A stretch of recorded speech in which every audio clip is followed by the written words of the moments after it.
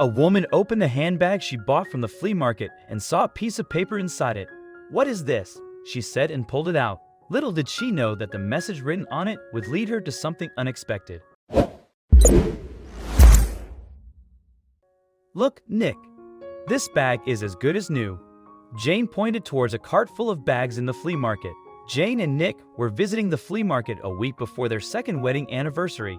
During their last visit, they bought designer coats at a fraction of their original prices, and now Jane had her eyes on a vintage handbag. "Yeah, it looks good. But you already have so many handbags in your closet," Nick said. "I don't have anything like this. Just look at the quality of this one."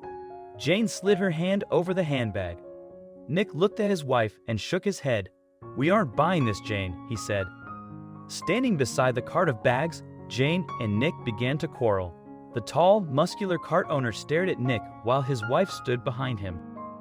A few moments later, Jane began tearing up. All right, I'm sorry. I'll buy you the bag. Please stop crying," Nick pleaded.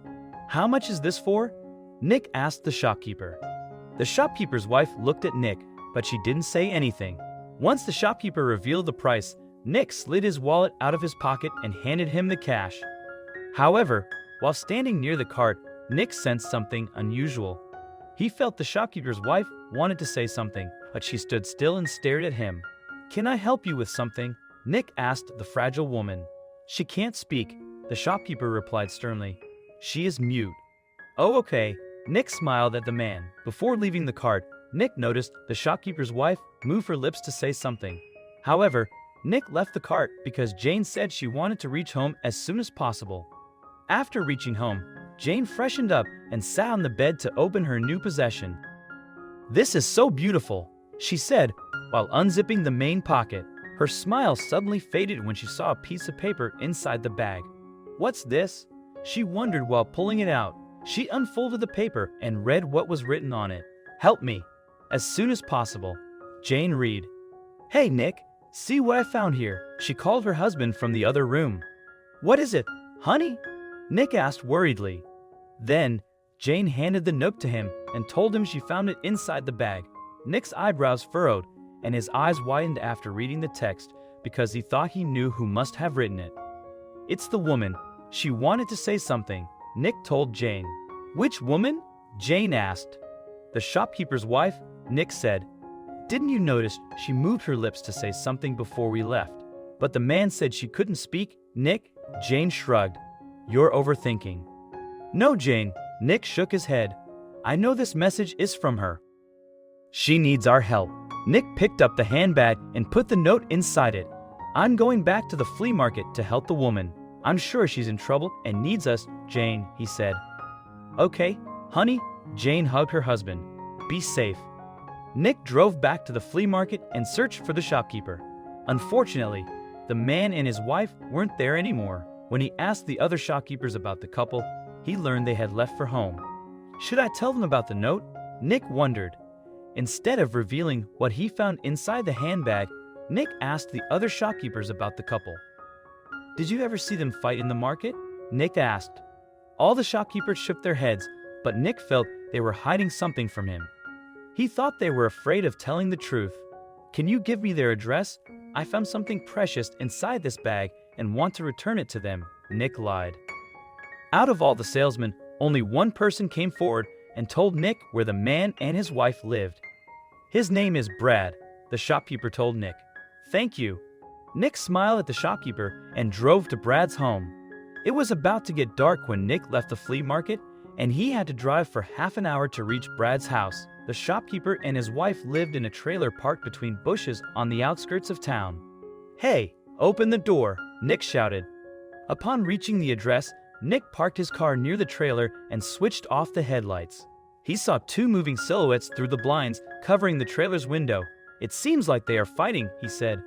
When Nick stepped out of his car, he could hear the man shout at his wife. "She certainly needs my help," Nick said, and knocked on the trailer's door. Suddenly, Brad went quiet and walked towards the door to see who was there. Having visitors was unusual since he lived far away from the city. "Who is it?" Brad grumbled and opened the blinds to see outside the window. "What are you doing here?" Brad's eyebrows came together and his eyes widened. He was angry to see Nick standing at his doorstep. "Go away." Before Nick could respond, Brad lowered the blinds and switched off all lights inside the trailer so Nick wouldn't see anything. "Hey, open the door," Nick shouted and knocked on the door, but Brad didn't respond. What should I do now? Nick wondered. He was sure Brad's wife had put the note in the handbag, but he couldn't help her. He didn't want to leave without talking to the lady. "Miss, I'm here for you," Nick shouted. "Turn on your phone's flashlight if you're in trouble. I will help you." Nick wasn't sure if this trick would work, but he stood outside the trailer in the dark and waited for the woman to respond. He stayed outside for about 15 minutes, but neither Brad nor his wife did anything. There was pin-drop silence inside the trailer. "Is everything okay? Why isn't Brad saying or doing anything?" Nick wondered. He was already tired but didn't want to leave without seeing the woman. He stood outside the trailer for another 10 minutes, but no one responded. Am I overthinking? What if that note was from somebody else? Nick wondered. After waiting a few more minutes, Nick turned around to leave when he saw a bright light. "Yes," Nick exclaimed and rushed towards the trailer's door. Before he could knock, he heard Brad scream at his wife and felt something fall on the ground. "Open the door, Brad! Open the door right now!" Nick yelled. When Brad didn't respond and continued shouting at his wife, Nick kicked the door and pushed it hard. Ultimately, he broke inside. Brad stared at him and screamed, "How dare you enter my house without my permission? Get out!" Nick saw Brad's wife standing behind him and realized what was happening. Brad's wife was a victim of domestic violence and she needed someone to help her. "Why are you looking at my wife? What do you want?" Brad grumbled and took a few steps toward Nick. "I just came here because you wanted to look at my wife? How do you know her?" "It's nothing like that, Brad," Nick said. "Don't get me wrong." Then, Brad turned toward his wife and stared at her. "Do you know him?" "I'll run away before they come here," he said before storming out the door. Scared, she shook her head, fearing her husband would lose his temper again. Then, Brad turned towards Nick and pointed towards the door. "Get out," Brad shouted. "I'm not leaving until you let your wife leave," Nick replied sternly. He folded his arms on his chest to show Brad he wasn't afraid of him. "Oh, really?" Brad let out an evil laugh. "You want me to let my wife go with you, huh?" "She doesn't want to live with you," Nick shouted.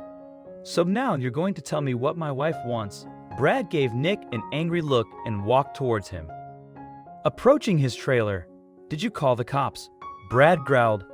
"You will pay for this." Brad went inside his room and grabbed a bag. "I'll run away before they come here," he said before storming out the door. 2 police cars arrived before Brad could leave and immediately caught him. After taking him inside the police van, the police officers thanked Nick for calling them. "I found this note inside the handbag my wife bought from Brad's cart," Nick told them. A few police officers went inside the trailer and assured Brad's wife she was safe. "Please come with us to the police station. You need to file a complaint against your husband," they told her. Nick accompanied the woman to the police station, where she filed a complaint against Brad. Over there, Nick learned that her name was Anna. Once the complaint was filed, Anna left the police station and planned to go home. "Hey Anna, why don't you come to my place? I want you to meet my wife Jane," Nick said. Nick brought Anna home and called his wife. "Jane, see who's here to meet you," he said and asked Anna to sit in the living room. Once Jane arrived, he introduced her to Anna. "This is Anna. Remember we met her earlier this morning at the flea market? She left that note for us," Nick explained. Jane hugged Anna and felt sad when the mute woman cried hysterically with her head on Jane's shoulder. Hey, it's okay, Anna." Jane rubbed her back, trying to calm her down. When she was young, she married a rich man who loved and cared for her. "We're here for you, Anna," Nick said. "That man won't hurt you again. The police will teach him a lesson." When Anna stopped crying, she moved her lips to say something but couldn't speak. "Should I bring you a pen and a piece of paper?" Nick asked. When Anna nodded, he quickly fetched a pen and gave it to her with a piece of paper. Then, Anna wrote her story down for Jane and Nick. She told them she wasn't mute by birth. When she was young, she married a rich man who loved and cared for her. Unfortunately, he died 5 years later. Then, Anna met Brad and fell in love with him. At first, he seemed like a good man. She thought she would live happily with him. but the truth about his personality unfolded before her a few weeks after they tied the knot. He spent all my money in a casino and forced me to sell all my branded clothes, shoes, and bags, Jane read. He often lost his temper and had a drinking problem. I'd always felt scared living with him. One day, Brad lost all of his money at the casino and came home angry. When he fought with Anna, she became too stressed and lost her speaking ability. Since that day, I haven't spoken a word, Jane read. Brad always told people that I was dumb by birth. He made my life miserable. After learning about Anna's heartbreaking story, Nick and Jane decided to help her. They paid for her treatment and allowed her to live with them until she could find a job. Meanwhile, Nick apologized to Jane for yelling at her and promised her he would never raise his voice again. I love you, Jane. He held her hand. I'm sorry for quarreling with you. A few weeks later, Anna landed a job and found a safe place to stay. She moved out of Jane and Nick's house, but promised to keep in touch with them. 6 months later, Anna and Jane set up a support group for women who face domestic violence. They'd raise funds for such women and help them live in a safe space, away from the men who made their lives miserable.